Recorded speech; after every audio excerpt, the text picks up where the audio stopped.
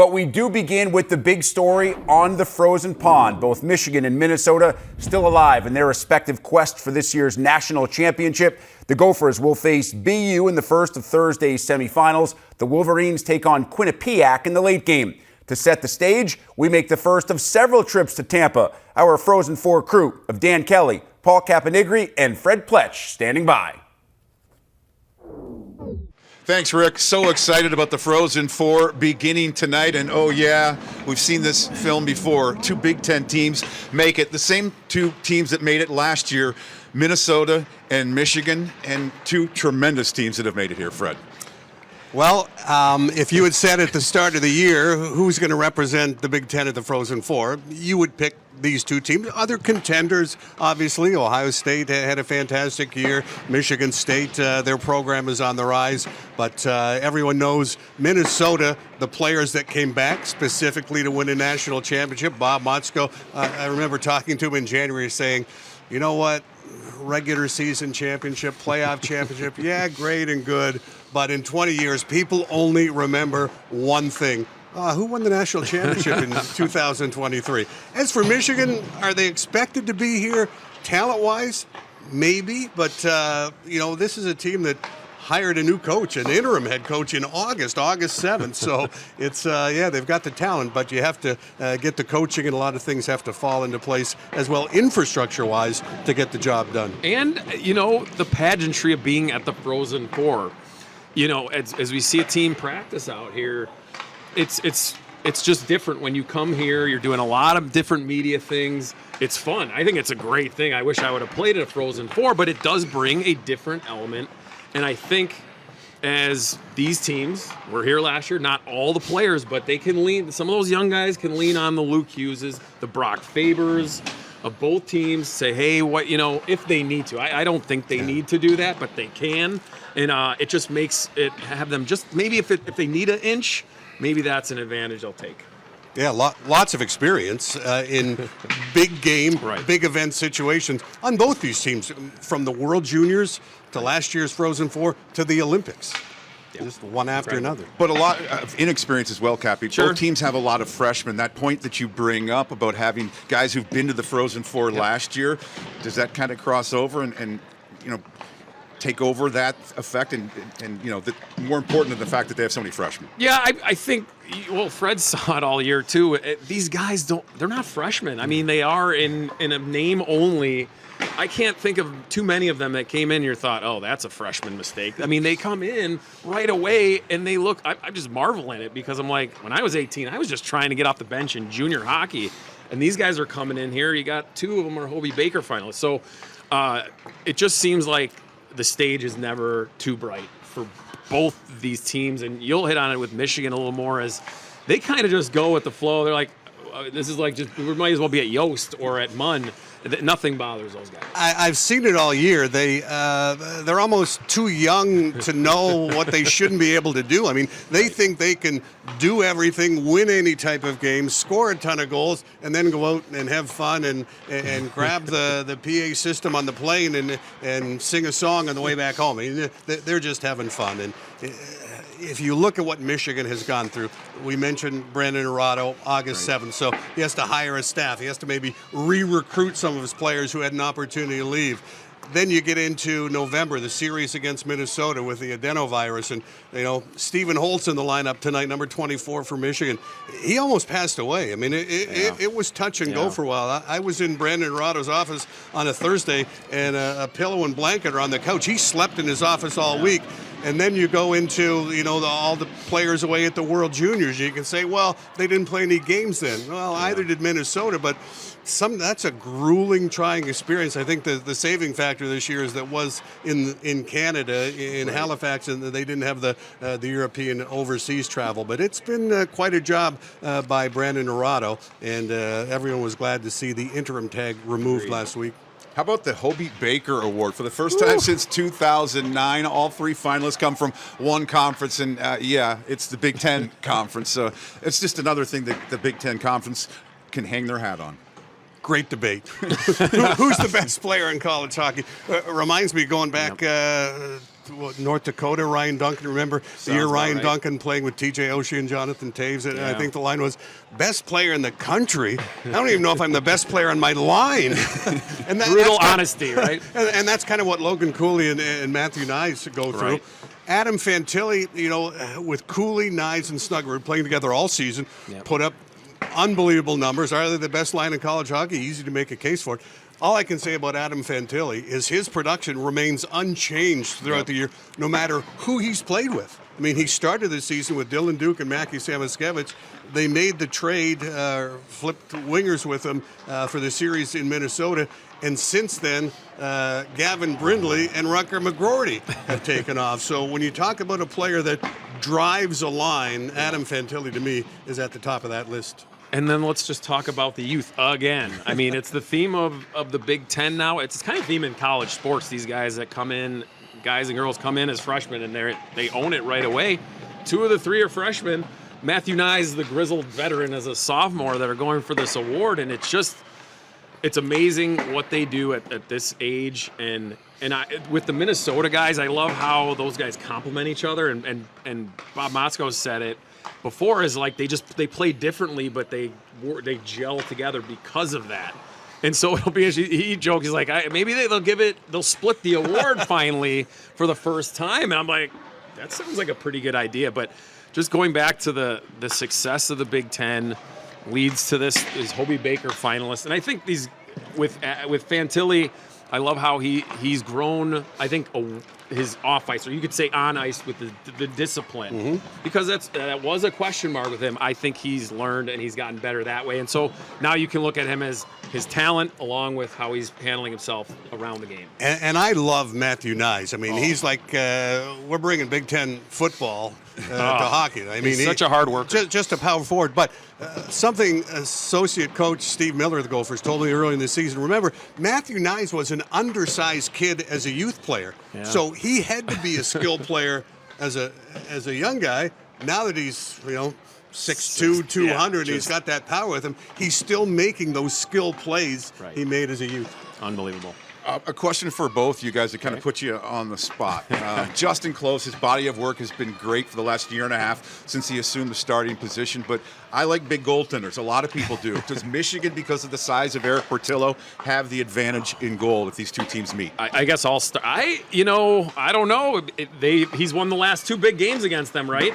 Both Big Ten championships at Mariucci the last 2 years were won by Eric Portillo. I love Justin Close's demeanor.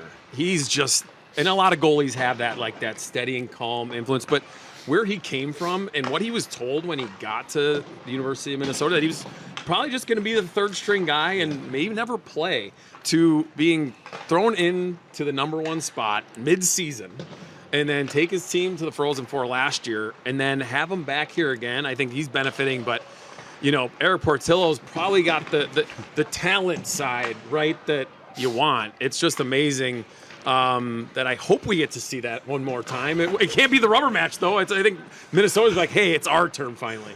Paul Caponigri on a breakaway in your heyday, who would you rather shoot against, Justin Close or Eric Portillo? Well, that is putting me on the spot. I'm going to say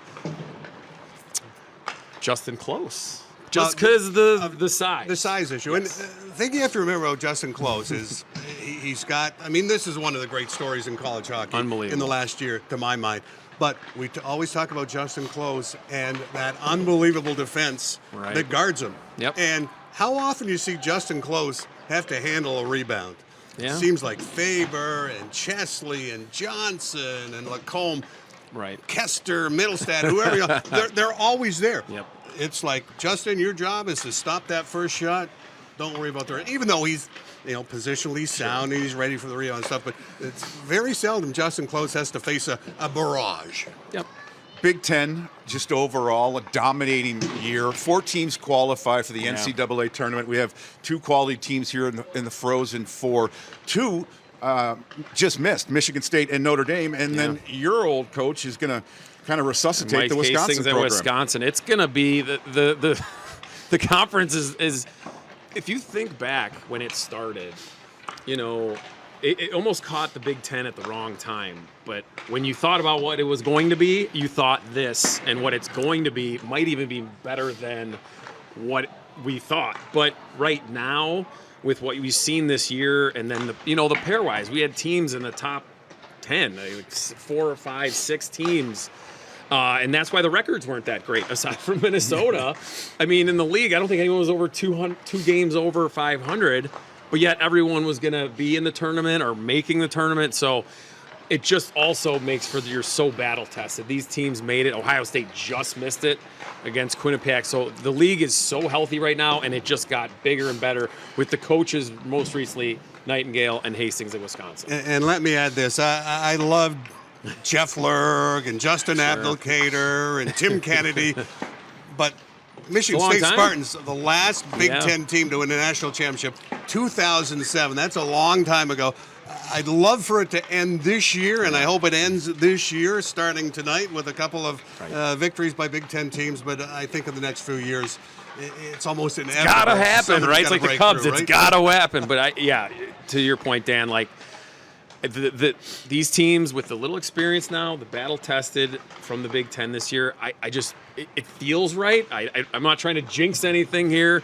Just feels like one of these two teams has just a great shot to bring home the title. Big Ten coaches love to say there's nowhere to hide. We won't be hiding down here in Tampa. We'll have a little bit more for you as we send it back to the studio. Minnesota and Boston University will each make their 23rd Frozen Four appearance when they meet in the first of Thursday's 2 semifinals. This one features two of the nation's highest scoring teams and arguably the country's best line in the Gophers' top unit of Logan Cooley, Matthew Nyes, and Jimmy Snuggerud. For more, we head back to Dan, Paul, and Fred in Tampa. Thanks, Rick. Can't wait for tonight's Frozen Four matches. Hopefully, this is the year that the Big Ten Hockey Conference ends their national championship drought as they look for their first national championship since 2007 when Michigan State did it in St. Louis. But our focus here, we hone in on the blue blood matchup of the Frozen Four, Boston University and the University of Minnesota. I guess we're going to see some talent out there on the ice, huh, fellas? For sure. I mean, these are two teams with loads and loads of NHL draft picks, and it's not we'll take a flyer on a kid in a 6th or 7th round. These are first and second and third rounders, and I'll go back to what Rick Zombo, longtime NHLer, told me early in the season when he played both Michigan and Minnesota. He said, these two teams don't just have future NHL players on the team, it's future NHL stars on their team, and the BU Terriers, you could include them in that group and make it a trio of Frozen Four participants. Yeah, and a guy that I got to see for BU in person a couple weeks ago at the regional, Lane Hudson. He's not big in stature, but I'm telling you, he's a fun guy to watch. He's not like Luke Hughes, but he draws that attention in terms of how he plays the game. He's going to be a guy, he's not a very big guy, but he's a guy that Minnesota is going to have to focus on. He's a second-round pick only because of that size. He's got first-round talent. And, Minnesota clearly has that, too. They've got Logan Cooley, first-rounder. So the skating, I don't think is going to be a problem. It's just you don't want to let him slip through the cracks, so to speak. And that's one thing that would be a challenge for Minnesota in this game. Speaking of Minnesota, congrats to the mad scientist manager, Bob Motzko, Coach of the Year nationally.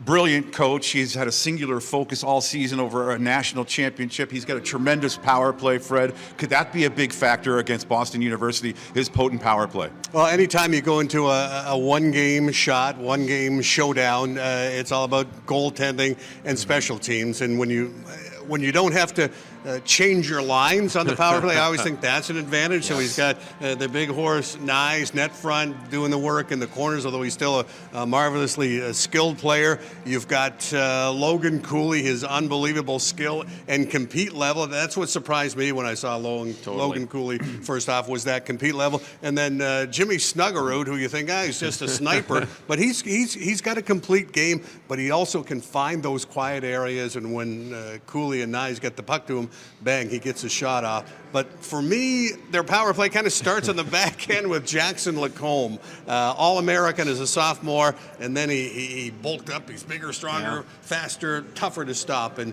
Jackson Lacombe, kind of like Luke Hughes, has that uncanny ability to get pucks through from the point, which is an art form these days. And it sputtered a little bit, their power play, when he got hurt a couple weeks ago, and then he slowly came back, and they put him back on the top unit for the regional, and they were much better.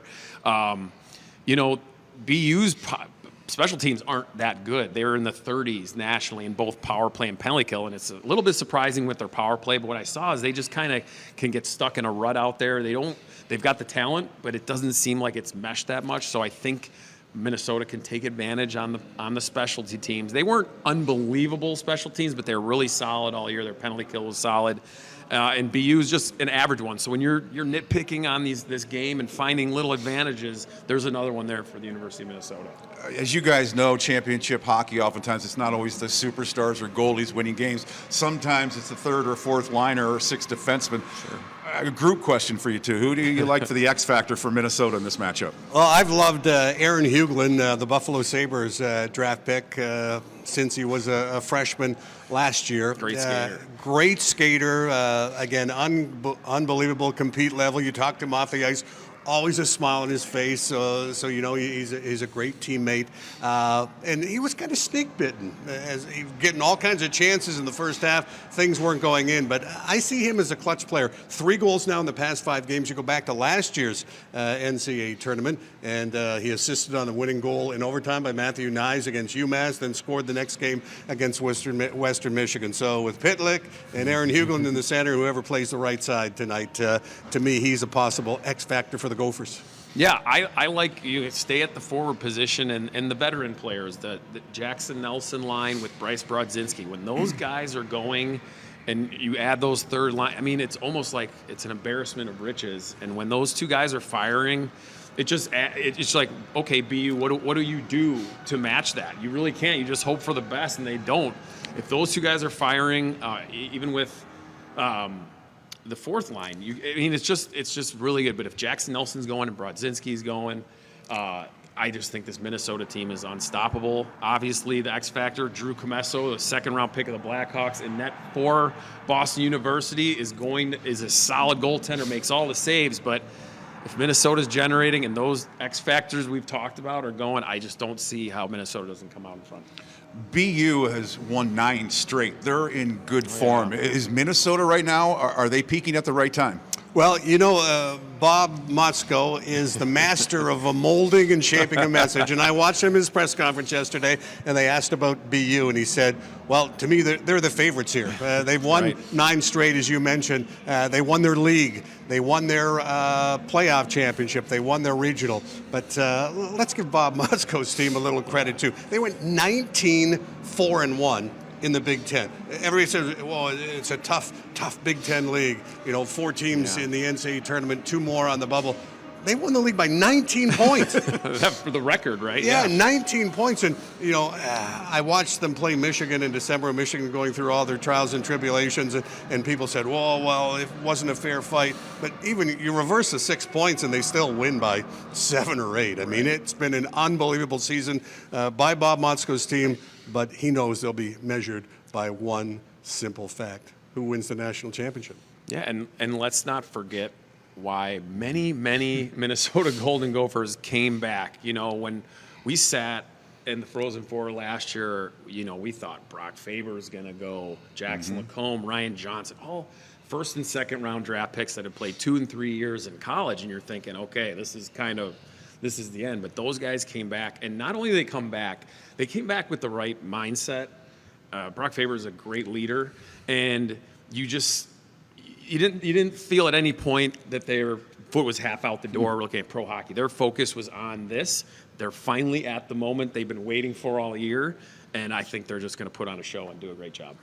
Well, we'll dig into Quinnipiac in Michigan a little later on, but first things first, we'll slide things back to our Chicago studio. We are back with today's big stat. Indiana softball has not lost in over a month. Hoosiers' 22-game win streak, by far the longest in school history. Tight games, low-scoring games, run rule games. IU has found a way to win them all since March the 5th, now 29-9 overall. The Hoosiers are unbeaten in first place in Big Ten play at 8-0. And we are thrilled to be joined by head coach Shonda Stanton for today's big interview. Coach, I'll start with a simple question that may seem absolutely out of the box to everybody else. It's been a month. Do you even recall the last time that your team lost? You don't forget it, Rick. But we are living present, in the moment. Super proud of our group. And I liked what you said, that we're finding all different ways to win.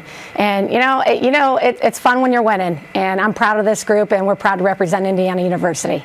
What is that feeling like when you're on this kind of a streak, whether it's during practice, whether it's in the dugout during games, whether it's in the locker room? Very few teams, very few players get to experience a streak of this magnitude. Well, I've been coaching for 25 years, and I've never done it. I've been around win streaks around 15, 17. But this time of the season in Big Ten play, to be sitting in the record streak that we are is pretty phenomenal. But, for us, it's not about riding any wave. We know it's only a fast start. And now we're in that grind of the season where you got to play hard. And if you want to put a full season together, you got to finish strong. And so we're doing a great job. Just like a month ago when we were struggling, we didn't ride that wave. We're just trying to stay neutral, stick to the process, and win the day. And from there, it's win each pitch. And obviously, you guys have done a little bit of everything, and everything you've done well, whether it's hitting, pitching, fielding. I want to start with the hitting. You have 4 players that are hitting 380 or better. 2 of those players are over 400. What are you most impressed by in terms of the approach at the plate right now? Well, I feel my associate head coach, Shonda, does an incredible job of prepping going into the week, and they know how to execute a game plan and hunt their plan. Our hitters do. And for the most part, we talk a lot about not having any gap traps. And what I mean by that is Cora Bassett, in the year she came off last year, she sets the tone at the top of the lineup. And then how about Taryn Kern, freshman all-world right now, doing the thing that she's doing. If you pitch around her, now you got to pitch to an all-Big Ten performer in Taylor Minnick. You pitch around her, you're facing Sarah Stone, who was player of the week last week. Oh, wait, if you're going to pitch around her, now you're facing Avery Parker, who was also all Big Ten as a freshman last week. And the beat goes on. And that's what we mean by no gap trap. You are super relaxed and comfortable as a hitter when you believe you have hitters in front of you and you have hitters behind you. It makes you a lot freer, where everything doesn't rest on your shoulders. And that's where, for us, the biggest difference has been belief precedes our behavior. And so we're believing that we're a great hitting team, and you're seeing our behavior back that up with our actions. You mentioned the name Taryn Kern, bursting on the scene as a freshman. You actually have to take 1 or 2 or maybe 3 looks at the stats until you actually believe that they're real. She's already tied the program record with 16 home runs. We're in the first week of April. She's hitting .432. She leads the league in homers, RBI, slugging, on-base percentage, base on ball. I mean, I could go on and on. Has the transition for her been as easy as it seems from the outside? Well, her one word is limitless, and I tell you, there's no limit right now with her. I don't even know if you mentioned her OPS. Go look at that number. But, when you believe those things and you feel that you're limitless and you go out there and you just relax, I tell you, she is one of the smartest hitters as a freshman. I think it's her emotional IQ and her softball IQ and just the maturity that she's exhibiting. And not only can she get it done at the plate, she's had some spectacular defensive plays. For us as a team, she's contributing on both sides of the ball. Major impact player. Super proud of her. And if you just see her in and around the clubhouse, it's total fun zone. She has a zest for life. She's just such a joyful person to be around, and I'm humbled and honored to coach her. The producer just told me in my ear that the OPS is right around 1.6, which is actually hard to fathom when you understand what that number truly represents. You mentioned not just hitting, it's fielding as well, and she owns one of the viral moments in all of college softball this year with the catch against Purdue, sliding down the dugout stairs. What was your perspective and your viewpoint on that catch? What do you remember about the play specifically? Oh my gosh, I saw her going hard, and I hopped off my bucket faster than I have in a long time, because I was nervous with that opening. And I tell you, when she popped up quicker than I did probably, showing it straight up, and then you just see the smiles and the fun. And I tell you, the moments that she's had, we have been so strong up the middle. And, it's just like your mentality. You got to be strong in the gut and the heart and the mind, and we're strong up the middle. Taryn Kern and what she's doing. We got Brooke Benson on the other side. We can't talk about this team without talking how she's flashing the leather. Brooke has had similar moments like Taryn, and that's been fun to watch. But it's so great that Taryn can have that moment. That's what it's about. It's about being on your stage, owning your moment, and Taryn's doing that every single time she steps in the box and every time that she gets out on the field. She's a grinder. She doesn't take pitches off.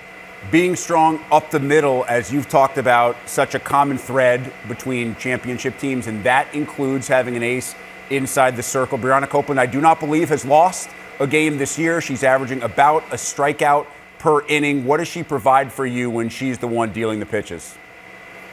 Well, she's one of the best two-way players around, Rick, and you got to look at her in a uniform. She's an athlete. She runs well. She can steal bases. She's got power at the plate. She's a power pitcher.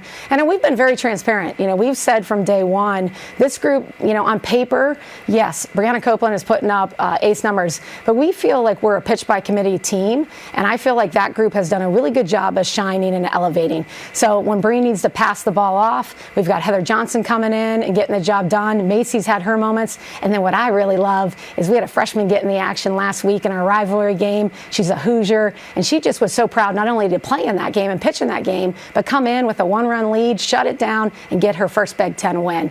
And so we need to continue to stay true to our identity, hit well, and give the run support to our pitchers. But you got to love when you see Bree Copeland doing what she does.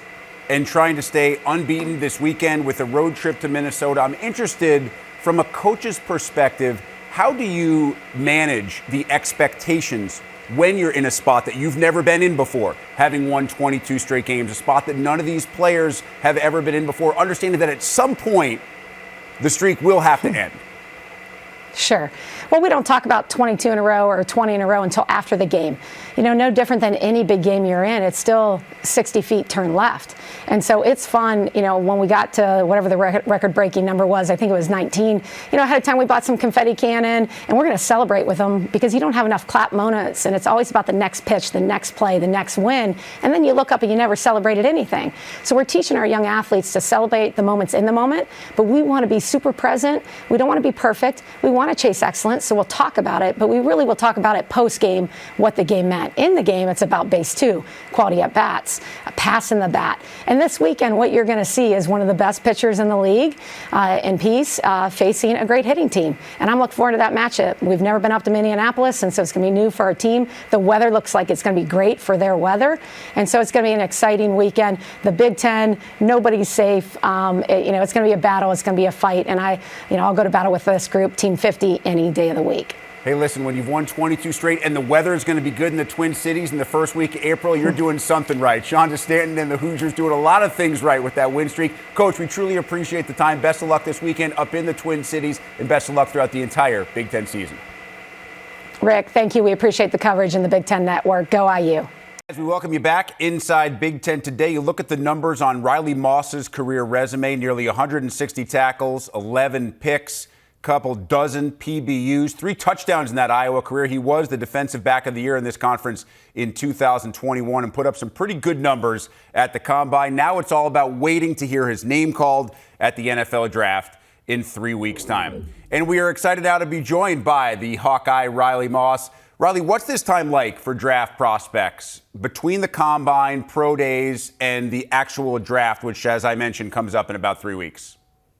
Yeah, it's kind of a time of, like limbo, it's you want to figure out where you're going. And especially like me, I'm a guy who, kind of likes to plan, what's going on. And right now it's, you're going to pick up your whole life in about 3 weeks and move to a new city and which is exciting and fun and cool, but it's just a weird time, within your life, in between having a job and not having a job. So it's weird, but. Is it also a little bit weird when you think you're done school to do all these calls with these teams and they're asking you questions? It's almost like you're back in the classroom getting quizzed again. Yeah, they're gonna ask you about football and stuff and the X's and O's, but that's talking football. It's not hard. I'd much rather be talking football than math or biology or any of that. So. Riley, what was your Combine experience like, and what kind of feedback did you get afterwards? Yeah, the combine experience was really cool. I grew up, watching the combine and being able to do it and kind of see, what goes on behind the scenes. We had to be in the hospital for one day. That was 8 hours. And so there was some things that, it was a grind, but it was necessary. It's a necessary part of the process, and it was a really cool part of the process. How did it compare to kind of getting ready for a game? I mean, you played so many games for Iowa, so it's a known commodity, even though I'm sure there's nervous energy and butterflies before every game as you guys walked on to Quinnipiac with Back in Black blaring. That's the known commodity. How much more nervous were you for the combine, kind of knowing what was at stake?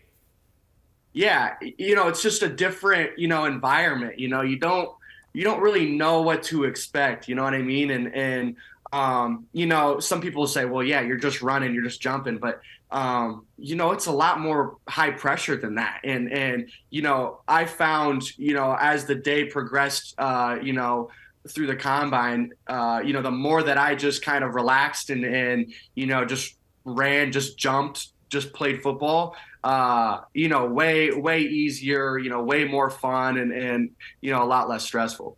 Certainly one of the descriptions of you as a player is instinctive, that you use your instincts in so many really good ways. You forced all those turnovers in your career at Iowa. How much of forcing a turnover is instinct versus the scouting and knowing what's likely going to happen ahead of the play? Yeah, I think part of being good at it with your instincts is, going over film and I think if you're not going to watch film, it's tough to, use your instincts to make plays. And I think they both go hand in hand, along with, just being a good athlete and playing football. So how do you determine that it's a risk-reward situation? Because if you're going to take the risk to force a turnover, you don't want to give up the reward to the offense, which would obviously be the explosive play. So when does that decision-making process take place in the time frame of a play? Right. So it's all calculated risk. Like Coach Parker says here at Iowa, our main thing is not to give up deep balls, not to give up the big play.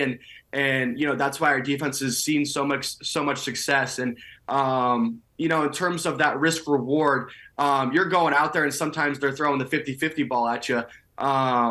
There's just a risk of that happening, a big play happening or them catching the 50-50 ball.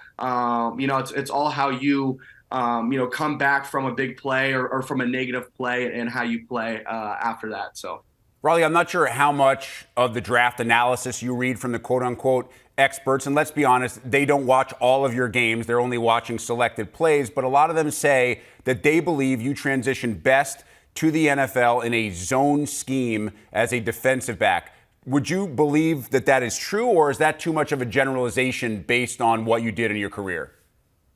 I think that's a generalization. Here at Iowa, third down, we played two-man, we played one high. We played man concepts, and a lot of times, we're a quarter half team, which is typically zone, but it ends up basically playing out in man. So, we have played a lot of cover 2 and a lot of cover 3 at Iowa, but we've really played everything. So that's the exciting thing, and the thing that I'm glad that I went to Iowa for is we played so many different defenses that when you get to the league, you kind of already know the vibe of everything. So I'm glad you brought that up, because you also mentioned Phil Parker, and I think a lot of folks from the outside say, well, it's amazing that Phil Parker and this defense continues to do this because it's so simple. But if you watch, it's not simple. The concept on the outside may be simple. What you guys actually do is as complex as anybody else. Why do you think people misunderstand that? I think a big part of it is, a lot of football fans are there for the offense and to see big plays. And defensively, it's typically, see the ball and tackle them. But, there's a lot more that goes into it. You got guys who are supposed to be forcing the ball inside, forcing the ball outside. You got to know your leverage. You got to know your keys, your responsibilities. So there's a lot of things that go into it. But the longer that you play football, especially, you know, in college in the Big Ten level, you know, it gets easier and you find a routine and you know, you start to see success. So. Riley, have there been any former teammates or other Hawkeyes that are currently playing in the NFL that you've reached out to for advice throughout this process? Yeah, you know, I've reached out to Geno Stone. He's at Baltimore. You know, I've talked to Tristan Wirfs. You know, I was training down in Florida and went up and visited him in Tampa. So, you know, it's nice to have you know, some guys that you've played with and some guys, you know, in the past who are alum from Iowa, just to, you know, kind of pick their brain and you know, they've gone through the process. So it's nice to be able to have that, you know, as a resource. Well, it's going to be very weird next year to watch this Iowa team and not see you on the field. And I know it's really hard to reflect back and pick out one or two moments, but are there one or two moments that really stand out from your career in Iowa City, moments that you won't ever forget? Yeah, you know, there's countless, but, you know, 2 pick sixes against Indiana in 21. You know, that was pretty crazy. And then, you know, any night game in Kinnick, you know, I think Penn State in 21 was a great game. You know, I ended up hurting my knee, but, you know, we ended up winning the game. And then Alabama lost that week, so we were number 2 in the country. Like, it was crazy, and there was so much buzz in the city and, you know, at our university. So it was a really cool time to be a Hawkeye. It was really fun to watch, and we look forward to watching and hearing your name being called at the 2023 NFL Draft. Iowa defensive back Riley Moss. Riley, we appreciate the time. Best of luck going forward, my friend. Yeah, thank you very much. I appreciate it. No college hockey team has scored more often than Michigan. No college hockey team allows fewer goals than Quinnipiac. Something's got to give Thursday at the Frozen Four, and whichever team can overcome the other's strength will find itself playing for the national title Saturday. More on what to watch for as Dan Kelly, Paul Caponigri, and Fred Pletch rejoin us from Tampa. Thanks, Rick. Ready for a brilliant matchup tonight between Quinnipiac and Michigan. Fred, kind of a flashback to what we saw last year in the regionals. Michigan, they throttled Quinnipiac 7-4, and that's impressive because Quinnipiac, the winningest college program over the last 2 years, great defensive team. They just defensively have layers that kind of suck you in. Can Michigan have a repeat performance and put up some goals once again on this Quinnipiac team? Well, Michigan has put up goals against everybody this season. I don't see why Quinnipiac would be the exception. But if you go back to last season, this game tonight is a rematch of last year's Midwest Regional in Allentown between Michigan and Quinnipiac. And it wasn't the big guns that did the damage early. Michigan jumped out to a 4-0 lead in that game, but it was Jimmy Lambert and Garrett Van Wy and Nolan Moyle doing the scoring. And isn't that the case in playoff postseason hockey? It's some of the unsung heroes, the underrated players have to come through. Yeah, and I think what it does to Quinnipiac, too, when you put pressure on them like that, you get up 4-0. They can't stick with that same game plan of packing it in. I mean, we watched against Ohio State. They got the lead 2-1, and they didn't get a shot on goal for over 20 minutes of game playing time, which is pretty crazy. But at no point did they really give up a ton either. So they want to make it really boring. I don't think they're going to have a chance. You know, I love Ohio State, my alma mater, good team, but they didn't have the offense and the defense firepower that Quinnipiac is going to cause. Yeah, everybody has a plan to defend Michigan going into games, but it's the old Mike Tyson line. Everybody's got a plan to get punched in the mouth, and Michigan can punch in the mouth in a hurry offensively. Ohio State actually outshot Quinnipiac 35-17, and they lose. First goal, how crucial is it tonight?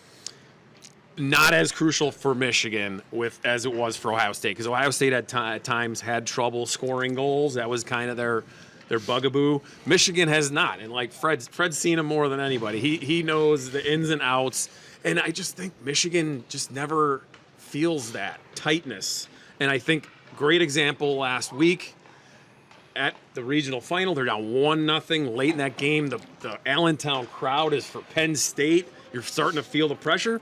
They stayed calm. These young guys, amazing, these 18, 19-year-olds, how cool and calm and collective they stay. They did. Fantilli gets that late goal, and then, you know, we saw what Mackie Samoskevich did in overtime. And so I think that was a great tester type of game. Penn State and Quinnipiac don't play the same way, but the type of game should benefit them Remaining cool and collected for Michigan, Fred, is that going to be a big thing considering that discipline has been a weakness at times for the Wolverines this year? Well, when you start, and we'll address discipline in a moment, but cool and collected, it has to start with the big guy in goal, the 6'6" Swede, Eric Portillo, whose rights now belong to the LA Kings. When he is playing a calm, reserved, collected, almost serene style, he's at his best. And the other thing is, Michigan went through some stretches this season. It's not an easy team to be a goalie for. They went stretches where they were giving up 45, 50 shots. Eric Portillo had a 52-save game this year. He might have enjoyed that. Against Ohio State. So if you give Eric Portillo a 30, 35, 28-shot game, you're in pretty good shape. As for discipline, we all know Michigan was the most penalized team, not just in the Big Ten, but in the nation. During the regular season, 18 minutes. They've cut that down in the postseason. Their last 5 games, just 5 minutes a game in penalties, and they're expending a lot less energy killing penalties. Yeah. We saw these gigantic, just big wins by the Big Ten. 9-1, scoring 11 goals versus Colgate. Michigan did. 36-4, I think, the combined first round by the Big Ten. Just amazing. Yeah, scary numbers. But are we going to see more playoff hockey now that we're down to the Frozen Four, more lower scoring lines? Because I wonder how a team like Michigan and Minnesota, for that, how they're going to play in those type of games. I thought that too when Michigan went up against Colgate. Colgate would try and make it a 2-1 or a 3-2 game, but it was 8-1 in the third period, and Michigan kind of called the troops off, called the dogs off, at least. and then there was a 5-minute major, a butt end on Sam Miskevich, and you could just see the fire. Michigan said, "We'll show you," and they scored 3 goals in 90 seconds on the power play. So this is a Michigan team. I think it's a Minnesota team that is capable of exploding offensively. Quinnipiac, they're going to have to be true to their game, and they can be. I mean, this is a very, very veteran and savvy group, especially on the back end, where Rand Pecknold's Quinnipiac team dresses 3 graduate players, 2 seniors, and a junior on defense. But then again, have they faced the type of speed and skill, not just from the first line or the second line with Michigan? You look at Michigan's third line with Frankie Nazar, a first-round draft pick of the Chicago Blackhawks, and Jackson Hallam, who's the speediest player on Michigan, the fastest skater, and Eric Ciccolini, New York Rangers pick. They've got weapons up and down. And you just don't know how good Quinnipiac really is. You give them a lot of credit. They won the games that are on their schedule, right? But their conference was down, and you could see it in the pairwise why they're 30-2 at one point, but they're not the number 1 team. And Minnesota has 9 losses, but the strength of schedule there. So Quinnipiac, like you said, I just don't think, and I mentioned this on a show earlier in the week, is they just haven't seen a guy like Luke Hughes this year. Now, a lot of their players saw him last year, and so they may have a little. But Fred, I just don't know if they can be ready for it or prepare that well for it. They haven't seen Luke Hughes, but let's remember who coached the USA Hockey World Junior team, and that was Rand Pecknold. But those players can't picture it. Right. They got to see it. But as far as game planning and mapping strategy against McGroarty and Brindley and Hughes and go down the list. First thing I noticed watching Quinnipiac during this tournament, besides their veteran experience, is their size. Everybody seems big, but when I think of Adam Fantilli, I think he doesn't mind that whatsoever. Well, Fantilli's one of those players. He'll play any game you want to play. You want to play a speed game? Yeah, I'm there. You want to mix it up and get down and get dirty? Right. Not a problem. And he just attacks with such ferocity. And the prime example was the very first shift against Penn State in the regionals. They dropped the puck. They didn't score. He went in twice on the forecheck and stripped the puck from Penn State defenseman, centered it for great ace. This is the first shift of the game. He'll play any way you want to play. Yeah, and I think what you talked about, the discipline of Michigan, I think it goes right to him because he was one of those guys that was getting the penalty after the play. He ended up having a fighting major, got suspended, and you could tell teams were gunning for him and trying to get him to make that extra undisciplined cross-check after the play, and that has gone away. Just like the discipline for the rest of the Wolverines. Wholeheartedly agree. And he was a target early in the season. I mean, he's still a target. Sure. But so was Luke Hughes coming back. And I remember asking Luke Hughes early in the season, Luke, do you think you're a target? Do you have to defend yourself? And he looked at me and said, well, if you look at McDavid and Crosby and the NHL, they go through that every game. It's hockey. You got to deal with it. And I think maybe Luke Hughes' attitude has rubbed off a little bit on Adam Fantilli, because you'll see scrums after the whistle, Yep. and it's not just Adam Fantilli, it's the whole Michigan team. They're just skating away. No, nothing to do with it. Yeah, I mean, that's a simple formula for them. If you're not chasing the game, and a team like Quinnipiac's got a good power play, you don't want to give them those extra bullets. So if they can stick to the way they've been playing, and since you might the Wisconsin game, but really the Ohio State game is those last four that you haven't even talked about it because it's been so, one power play last week against Penn State in the last game. So if they can go that way, I just love them in a 5-on-5 matchup with Quinnipiac.